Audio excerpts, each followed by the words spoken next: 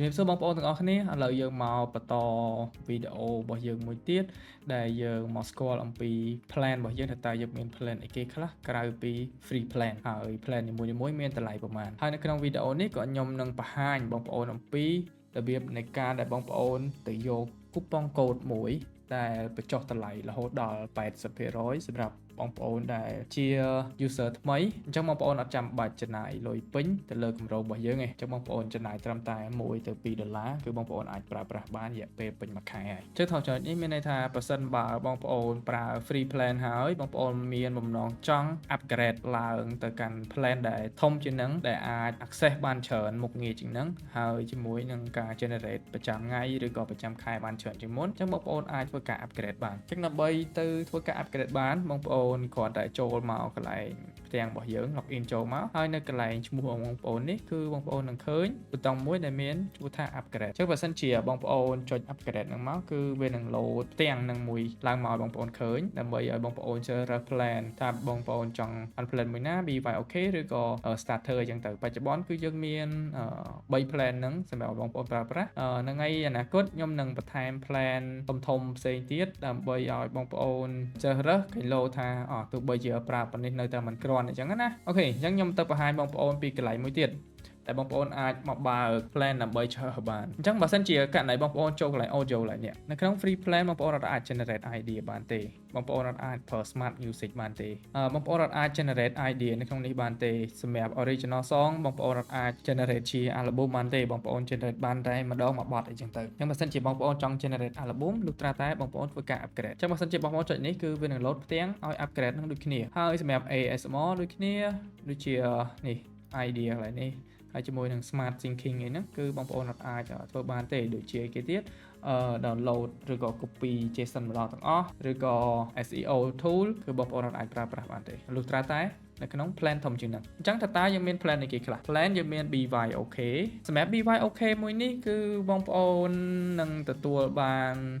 limit នៅក្នុងការ generate ធំជាងមុនបងប្អូនអត់ទទួលបានជា jam ទេអានេះគឺទទួលបានជា jam អញ្ចឹងបងប្អូននឹងទទួលបានជាចំនួន generate ប្រចាំថ្ងៃវិញទោះបីជាបងប្អូន generate ប្រមាណ scene ឬក៏ប្រមាណបទចម្រៀងក៏ដោយក៏យើងរាប់តែ1 generate អញ្ចឹងបើសិនជាបងប្អូន generate មួយថ្ងៃនឹងអស់50តែឡើងគឺវានឹង reset 50ថ្មីជូនបងប្អូនហើយ access បាន model API ដែលធំជាង free plan អញ្ចឹងទៅហើយជាមួយនឹង benefit ផ្សេងៗទៀតហើយបន្តមកទៀតគឺយើងមាន starter plan ដែលវាមានលក្ខណៈធំជាង BYOK បងប្អូនអត់ចាំបាច់ប្រើប្រាស់ API key របស់បងប្អូនទេសម្រាប់ចាប់ពី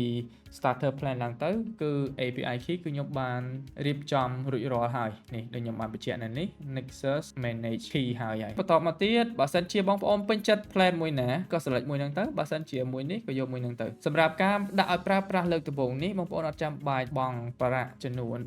4.99 ឬក៏ 9.99 ដុល្លារនៅក្នុងមួយខែហ្នឹងទេគឺខ្ញុំមាន promotion ជូនបងប្អូន promotion ហ្នឹងនៅណាខ្ញុំនឹងដាក់លេខកូដ promotion នៅក្នុង description ខាងក្រោមឬក៏បងប្អូនអាចចូលមកក្នុង Telegram របស់ខ្ញុំដែលខ្ញុំនឹងធ្វើការ update ពេលដែលមាន promotion អីផ្សេងៗអីចឹងទៅអញ្ចឹងបងប្អូនគ្រាន់តែចុច link ដែលខ្ញុំបានដាក់នៅក្នុង description ឲ្យគឺបងប្អូនចូលមកក្នុង Telegram មួយនេះអញ្ចឹងបងប្អូនគ្រាន់តែចូលមកកន្លែង Nexus Creator Support គឺខ្ញុំបាន update នៅហ្នឹងនៅកន្លែងនេះបងប្អូននឹងឃើញខ្ញុំដាក់ថា coupon code អញ្ចឹងសម្រាប់ coupon code មួយនេះគឺវាបញ្ចុះតម្លៃរហូតដល់ 80% អញ្ចឹងសម្រាប់ BYOK បងប្អូនគ្រាន់តែចំណាយ$1ទេហើយសម្រាប់ starter plan បងប្អូនចំណាយត្រឹមតែ$2ទេនៅក្នុងមួយខែសម្រាប់ខែទី1របស់បងប្អូនអញ្ចឹងដើម្បីទទួលបានការបញ្ចុះតម្លៃមួយហ្នឹងបងប្អូនគ្រាន់តែ copy code មួយហ្នឹងមកហើយបងប្អូនចូលមកក្នុងនេះដើម្បីធ្វើការជ្រើស plan អញ្ចឹងបើសិនជាបងប្អូនស្រឡាញ់មួយនេះបងប្អូនគ្រាន់តែចុចទៅហើយគឺវានឹង load ចេញមក check out page កន្លែងនេះហើយអញ្ចឹងអីដែលបងប្អូនត្រូវធ្វើបងប្អូនអត់ចាំបាច់បង់ប្រាក់តម្លៃ 9.99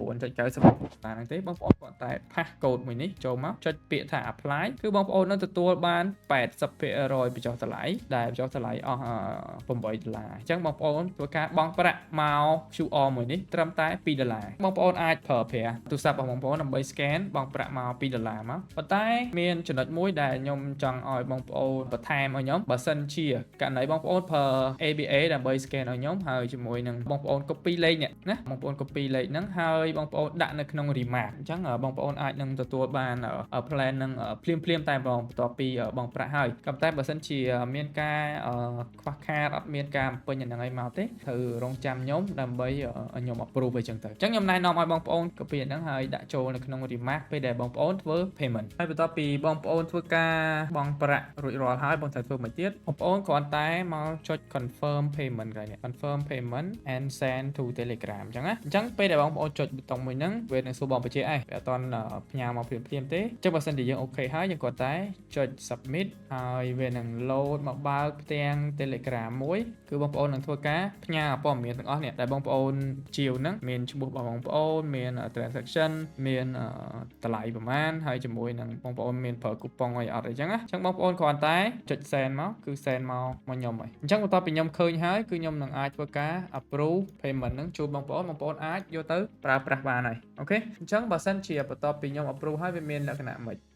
ចាំបន្ទាប់ពីខ្ញុំ approve ហើយគឺបងប្អូននឹងឃើញផ្ទាំងនេះមកមួយគឺបញ្ជាក់ថាបងប្អូនបានធ្វើការ payment success ហើយខ្ញុំទទួលបានទឹកប្រាក់ហើយខ្ញុំ approve រួចរាល់ហើយដែរអញ្ចឹងបងប្អូនគ្រាន់តែចុច get started កន្លែងនេះគឺបងប្អូននឹងឃើញ plan របស់បងប្អូន update អញ្ចឹងវាមានលក្ខណៈមួយទៀតអីដែលមានរូបភាពសោប្រហែលនេះគឺវានឹងត្រូវបានដោះចេញបងប្អូនអាចធ្វើការ